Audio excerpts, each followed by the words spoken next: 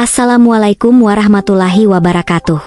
Kisah yang mau saya ceritakan di video ini nggak ada niat untuk menyinggung, menilai, atau menjatuhkan siapapun. Kalau ada kesamaan nama tempat atau lainnya, itu cuma kebetulan. Saya harap kita bisa ambil hikmah dari cerita ini. Sebelum mulai, saya mohon keikhlasan teman-teman untuk subscribe dan like. Semoga kalian semua sehat, panjang umur, dan rezekinya lancar. Malam itu dingin dan sunyi. Di sebuah rumah kecil yang sederhana, suara mesin jahit Dewi terdengar dari balik dinding tipis kamarnya. Wanita itu duduk di atas kursi kayu tua, dengan tatapan kosong memandangi kain yang sedang ia jahit. Di usia 40-an Dewi masih terlihat cantik, walaupun kerutan halus mulai tampak di wajahnya. Rambutnya yang dahulu hitam lebat kini sudah mulai memutih di beberapa bagian, tetapi ia tidak pernah peduli dengan hal itu. Yang terpenting adalah ia bisa memberikan yang terbaik untuk Dimas, anak semata wayangnya. Dewi telah menjadi janda sejak suaminya Bagas meninggal 5 tahun lalu akibat kecelakaan kerja.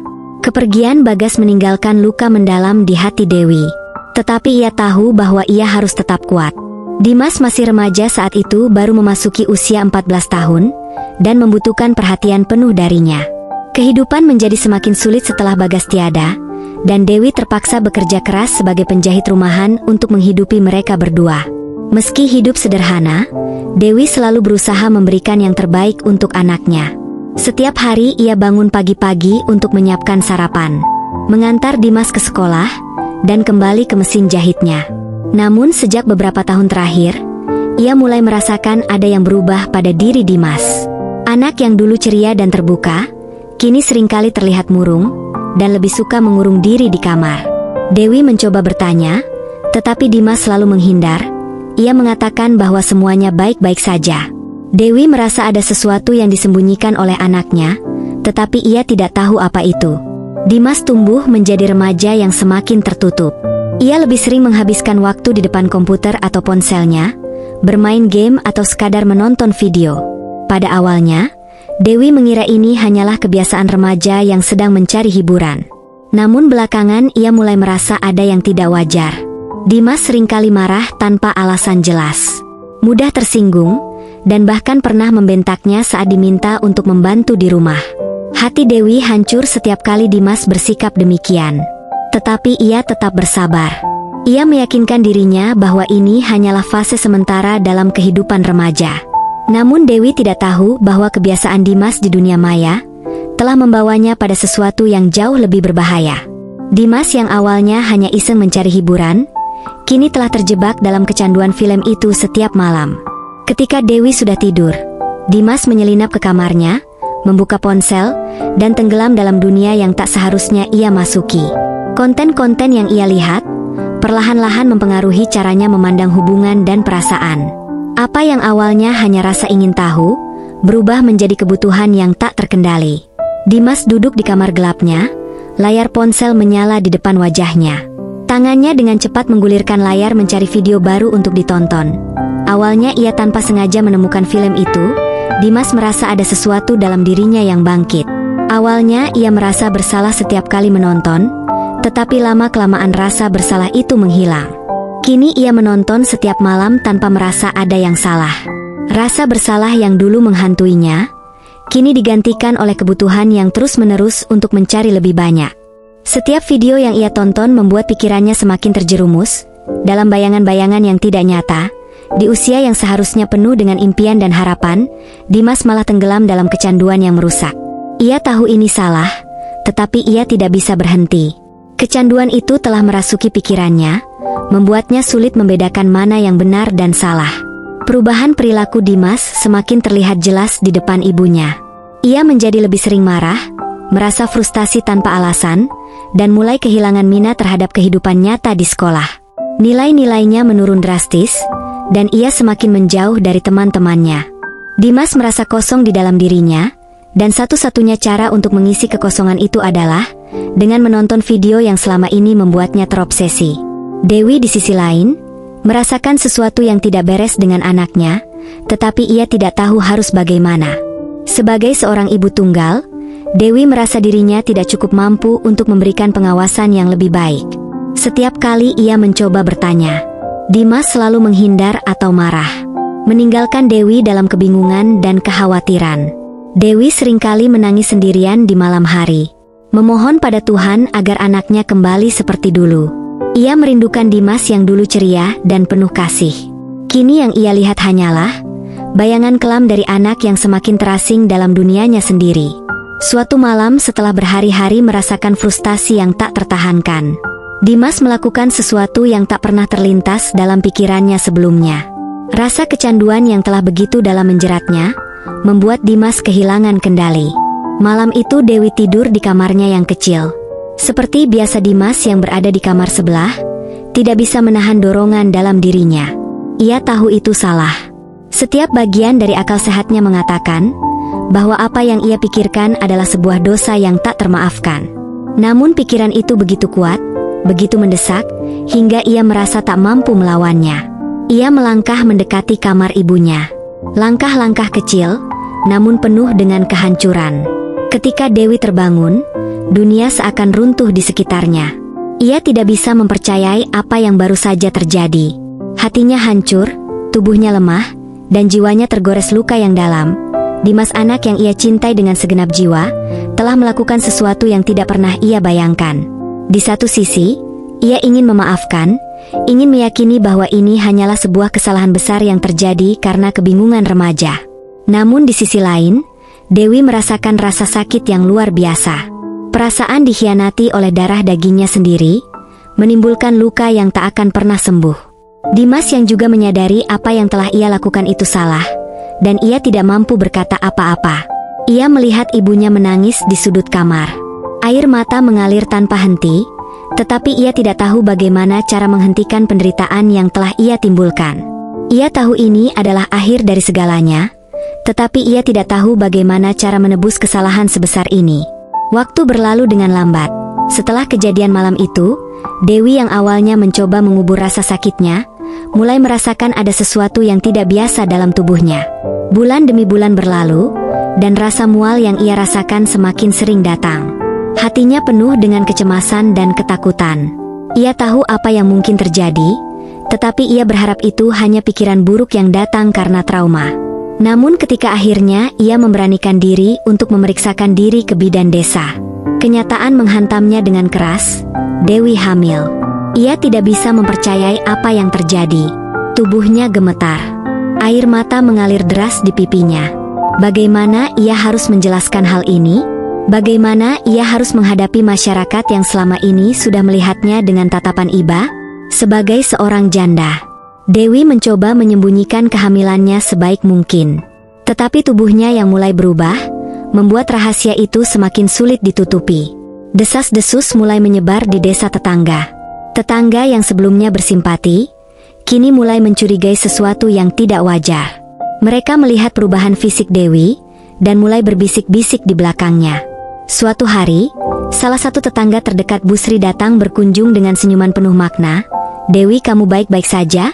Aku dengar kabar katanya ada yang tidak beres ya?" Tanyanya dengan nada yang terdengar peduli namun penuh kecurigaan. Dewi hanya bisa tersenyum tipis, berusaha menahan air mata yang hampir tumpah. "Aku baik-baik saja, Bu," jawabnya singkat. Tetapi Busri tampaknya tidak puas dengan jawaban itu. Kabar kehamilan Dewi akhirnya tersebar luas, dan masyarakat mulai mencemoohnya. Dewi merasa seakan seluruh dunia berbalik melawan dirinya. Pandangan penuh cibiran dan bisikan tajam dari tetangga menghujaninya setiap kali ia melangkah keluar rumah. Rasanya seperti hidup di dalam neraka yang tak pernah berakhir. Dimas menyadari bahwa kehidupan ibunya kini penuh dengan penderitaan, dan semuanya adalah akibat dari perbuatannya.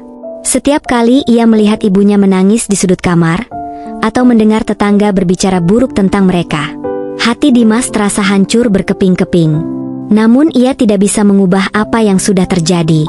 Waktu tak bisa diputar kembali dan kesalahan itu tak bisa dihapus begitu saja. Dewi semakin terpuruk, kehamilannya semakin besar, dan cemoohan dari masyarakat semakin tajam. Ia merasa terjebak dalam lingkaran penderitaan yang tak berujung. Setiap malam ia menangis di atas sajadah, memohon pada Tuhan agar diberikan kekuatan untuk menghadapi semua ini. Pada akhirnya, Dewi merasa bahwa satu-satunya cara untuk menyelamatkan dirinya dan Dimas adalah dengan melaporkan kejadian tersebut kepada pihak berwenang.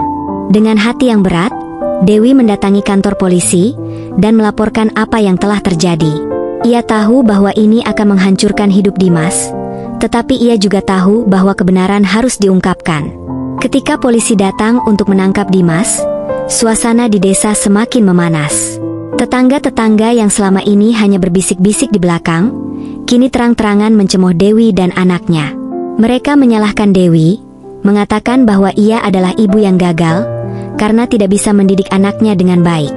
Dewi hanya bisa menangis, merasakan dunia yang semakin runtuh di sekitarnya. Dimas kini mendekam di balik jeruji besi, terisolasi dari dunia luar di dalam penjara. Ia merenungi semua kesalahan yang telah ia lakukan. Rasa bersalah yang mendalam menghantui setiap hari-harinya. Ia tahu bahwa tidak ada jalan untuk kembali. Apa yang telah ia lakukan adalah dosa besar yang tidak bisa dimaafkan. Di sisi lain, Dewi meski merasa lega setelah melaporkan kejadian tersebut, ia tetap merasakan luka yang mendalam. Ia kehilangan segalanya. Anaknya, harga dirinya, dan tempatnya di masyarakat. Namun ia berusaha untuk tetap tegar, karena ia tahu bahwa hidup harus terus berjalan. Pesan moral dari kisah ini adalah bahwa pilihan yang kita buat baik dalam tindakan maupun dalam pola pikir dapat membawa kita pada kehancuran jika tidak diawasi dengan bijaksana. Kecanduan yang tidak terkontrol, terutama dalam hal-hal yang merusak moral, dapat menjerumuskan seseorang ke dalam jurang dosa dan penyesalan yang tak terhingga. Hari-hari setelah penangkapan Dimas adalah hari-hari yang paling sulit dalam hidup Dewi. Setelah laporan kepada polisi, ia harus menghadapi realitas bahwa anak yang telah ia besarkan dengan penuh cinta, kini mendekam di penjara karena perbuatan yang begitu keji. Meskipun Dewi merasa apa yang dilakukannya benar demi keadilan, rasa sakit di hatinya tidak bisa dihindari. Hatinya seolah tercabik-cabik oleh rasa bersalah, kebencian dan cinta yang terbelah untuk anaknya. Setiap pagi, Dewi terbangun dengan rasa berat di dadanya. Kehidupan yang sudah sulit sebelum tragedi ini kini menjadi semakin tak tertahankan. Dewi tak hanya kehilangan anaknya secara fisik, tetapi juga secara emosional. Rasa malu yang ia rasakan setiap kali berjalan keluar rumah semakin berat. Tatapan sinis dan bisikan-bisikan tajam dari tetangga menjadi bagian dari rutinitasnya. Sebagai seorang ibu, ia seolah-olah telah gagal menjaga anaknya dari jalan yang salah. Namun di balik semua itu, Dewi tahu bahwa ia harus bangkit. Ia tidak bisa membiarkan dirinya tenggelam dalam keputusan Saan. Untuk itu, Dewi memutuskan untuk mulai berkonsultasi dengan seorang ustadz di desanya. Setiap kali ia merasa tidak sanggup lagi menahan beban ini, Dewi mencari kekuatan dalam doa dan nasihat dari sang ustadz. Dengan lembut ustadz tersebut mengingatkan Dewi bahwa Tuhan selalu memberikan ujian kepada hambanya. Dan meskipun ujian itu sangat berat, selalu ada jalan untuk menemukan kedamaian. Ujian ini datang bukan untuk menghancurkanmu Dewi, ujar sang ustadz suatu sore ketika mereka duduk di masjid desa yang sepi, tapi untuk mendekatkanmu padanya. Jangan pernah lupa bahwa meskipun anakmu telah membuat kesalahan besar, dia masih bisa bertaubat. Yang kamu lakukan benar, dan sekarang tinggal bagaimana kamu dan dia belajar dari kesalahan ini. Perkataan ustadz itu menancap dalam hati Dewi. Meski hatinya masih perih, ia bertekad untuk menemukan jalan untuk berdamai dengan situasi ini. Meski masyarakat terus mencemooh, ia mulai menemukan ketenangan dalam doa, dan perlahan-lahan Dewi mulai membuka hatinya untuk memaafkan Dimas. Meski itu tidak mudah, di penjara Dimas merasa seperti hidup dalam neraka. Setiap hari ia dihantui oleh rasa bersalah, tatapan penuh kebencian dari para narapidana lain, dan penjaga penjara membuatnya merasa semakin terasing. Ia tahu apa yang telah ia lakukan adalah dosa yang begitu besar, dan ia tidak tahu apakah ia akan pernah bisa menebus kesalahannya. Malam-malam di penjara terasa panjang dan menyiksa bagi Dimas. Setiap kali ia memejamkan mata, bayangan ibunya muncul di benaknya. Wajah ibunya yang menangis penuh dengan rasa sakit yang ia sebabkan. Pada awalnya Dimas mencoba melupakan perbuatannya. Namun semakin ia berusaha mengabaikannya, semakin jelas rasa bersalah itu menghantui dirinya. Suatu malam Dimas akhirnya tidak bisa lagi menahan perasaannya. Ia duduk di sudut sel penjaranya, menangis tanpa suara, memohon ampunan kepada Tuhan dengan air mata yang deras. Dimas mengakui bahwa ia telah terjebak dalam kebodohan dan dosa. Ia mulai merenungi hidupnya. Bagaimana kecanduannya pada film itu telah menghancurkannya, bukan hanya hidupnya tetapi juga hidup ibunya. Aku ingin berubah, gumamnya lirih. Berharap Tuhan masih mau mendengar doanya. Meski terlambat di dalam penjara, Dimas mulai berusaha untuk memperbaiki dirinya. Ia mulai rajin mengikuti kajian agama yang diadakan di penjara. Belajar tentang pentingnya taubat dan pengampunan. Setiap hari ia mencoba berdoa dan meminta pengampunan dari kepada Tuhan atas kesalahan besar yang telah ia perbuat. Di balik jeruji besi, Dimas menyadari bahwa jalan panjang untuk menebus kesalahannya baru saja dimulai. Setelah beberapa bulan berlalu, Dewi akhirnya memberanikan diri untuk mengunjungi Dimas di penjara. Meski hatinya masih dipenuhi luka, ia merasa bahwa inilah saatnya untuk bertemu dengan anaknya lagi. Ustadz yang sering ia ajak berkonsultasi, selalu mengingatkan bahwa pengampunan adalah bagian penting dari perjalanan hidup. Dan Dewi ingin membuka pintu bagi kesempatan tersebut. Ketika Dewi tiba di penjara, langkahnya terasa berat. Setiap langkah menuju ruang pertemuan terasa seperti memikul beban dunia. Ketika akhirnya ia duduk di ruang kunjungan, menunggu Dimas dibawa masuk, air mata mulai mengalir tanpa bisa ia cegah. Ia tidak tahu bagaimana menghadapi perasaan ini. Cinta, kebencian, dan penyesalan, semuanya berkumpul menjadi satu. Ketika pintu terbuka, dan Dimas melangkah masuk dengan wajah yang penuh penyesalan, Dewi merasa hatinya seperti diperas. Ia hampir tidak mengenali anaknya yang dulu ia besarkan dengan penuh cinta. Dimas tampak lebih kurus, dan wajahnya penuh dengan kesedihan. "Ibu," suara Dimas lirih, penuh dengan rasa bersalah yang tak terhingga. Dewi tidak bisa menahan air matanya. "Kenapa, Nak? Kenapa kau lakukan ini padaku?" tanyanya dengan suara yang gemetar. Ada begitu banyak pertanyaan yang ingin ia lontarkan. Begitu banyak perasaan yang ia pendam selama ini. Dimas tidak bisa menjawab, hanya menangis di depan ibunya. Ia merasa setiap kata yang ingin ia ucapkan tidak cukup untuk menebus kesalahannya. Dalam hatinya, ia tahu bahwa ia telah merusak hubungan terpenting dalam hidupnya. Hubungan dengan ibunya. Ia hanya bisa menangis dan meminta maaf. Setelah beberapa saat, dalam diam yang penuh dengan air mata, Dewi akhirnya berkata, "Aku tidak tahu bagaimana caranya memaafkanmu, Dimas. Tapi aku ingin kita sama-sama berusaha untuk memperbaiki semua ini." Dimas terisak mengangguk dengan penuh penyesalan. Meski ia tahu bahwa luka yang ia sebabkan tidak akan pernah benar-benar hilang. Ia bertekad untuk menjalani sisa hidupnya dengan mencoba menebus kesalahannya, meskipun itu berarti harus memulai dari titik yang paling rendah. Meski luka yang terjadi di antara Dewi dan Dimas begitu dalam, kedua hati yang terluka itu mulai mencari cara untuk sembuh.